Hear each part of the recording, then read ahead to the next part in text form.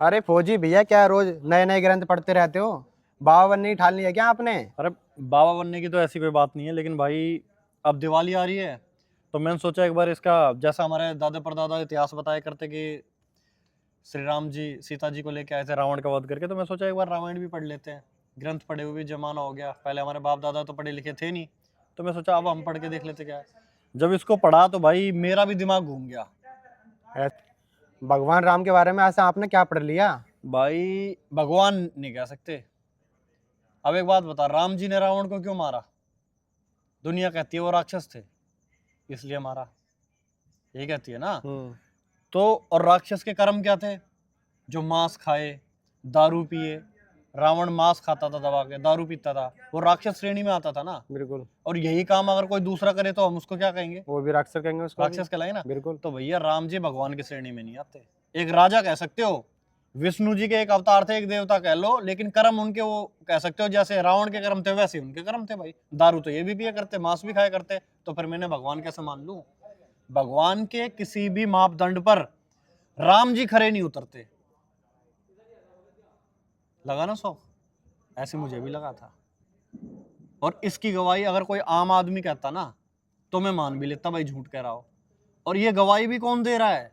जिसको सबसे बड़ा राम भक्त कहा जाता है, हनुमान जी ये बात कह रहे हैं कि राम जी मदिरा और मांस का सेवन करते थे। भाई अरे भाई, आप पागल ऐसी बात मत करो श्री राम जी के बारे में। कमाल की बात कर रहे हो। मैं पागल बात कहां से कर रहा हूं? मैं तो तुम्हें प्रमाणित कर सकता हूं। ये देखो, क्या लिखा है? ये आप देखोगे, ये है वाल्मीकि रामायण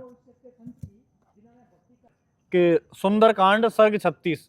जब हनुमान जी समुद्र पार करके सीता जी के पास जाते हैं ना वाटिका में, तो वहां पर सीता जी पूछती हैं कि जी मेरे राम जी कैसे हैं? तो हनुमान जी क्या बताते हैं वो आपको पढ़ाते हैं। हनुमान जी कहते हैं, श्री रामचंद्र जी मांस भोजन, स्पष्ट लिखा है मांस भोजन, मधुपान को त्याग करके वन के नियम अनुसार नित्य संध्या के समय अन्य आहार किया करते हैं। वह 2 दिन छोड़ तीसरे दिन भोजन करते हैं। अब इसमें हनुमान जी ने स्पष्ट कर दिया, तो ये आप वे भाई, मैं ये देखने से पहले अंधा क्यों नहीं हो गया? भाई अंधा और मैं होने श्री राम जी की भक्ति कैसे करूंगा ये सब प्रमाण देख के? सही है, अंधा नहीं हुआ, आंख खुल रही है। ये चीज आपने देख ली तो अब आपको पता चलेगा कि वास्तविकता में भगवान कौन है। अब इसके अलावा आपको ये भी दिखाते हैं, एक और प्रमाण दिखाते हैं, वरना आप कहोगे दिखाओ भाई, भैया दिखाओ। कि एक श्लोक को देख के आप ऐसा बोल रहे हो। ये जी बंबई प्रकाशन था ये पहले, और ये आपको दिखा रहे गीता प्रेस गोरखपुर से प्रकाशित है वाल्मीकि रामायण।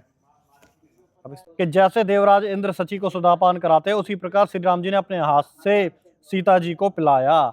ये आप देख सकते हो। और यहाँ पर जो मेरेकम मधु है, इसका प्रमाण हम आपको दिखा रहे हैं। इस मेरेकम मधु का मतलब होता है मदिरा, जो बुद्धि का नाश करती है। इसकी फोटो हम आपको लगा रहे हैं, आप प्रमाण के तौर पे ग्रंथ मंगा के उसमें क्रॉस चेक कर सकते। फौजी भैया, अगर राम जी मदिरा और दारू पी रहे हैं तो मैं भगवान किसको मानूं? रावण में और राम जी में फर्क क्या रह गया फिर? भैया जैसा मापदंड ये ब्राह्मण लोग बताते हैं या हमारे धर्मगुरु बताया करते पहले कि जो मांस मदिरा का सेवन करता था वो राक्षस कहलाता है, तो अब आप खुद ही देख लो, राम जी तो मांस मदिरा तो क्या सेवन तो कर ही रहे हैं, साथ साथ सीता जी को भी करा रहे हैं, तो ये भगवान के लक्षण तो है नहीं। बाकी भाई जो बुद्धिमान कहते थे कि राक्षस के लक्षण होते हैं मांस और मदिरा के सेवन, तो समझदार को इशारा काफी है। अब आप समझ सकते हो वास्तविक परमात्मा कोई और है, और वो कबीर भगवान है। वो कभी उसके अंदर उस परमात्मा में कोई विकार नहीं है, वो निर्विकार भगवान है। ना तो वो नशा करता, ना वो मांस खाता, क्योंकि उसको पता है सारे बच्चे मेरे हैं, सारी आत्मा मेरी है, तो वो क्यों किसी को मार के खाएगा? बेटे का दर्द बाप को होता है। इन जीवों के ऊपर जो अत्याचार होता है ना, उसका दर्द खाली कबीर परमात्मा को महसूस होता है।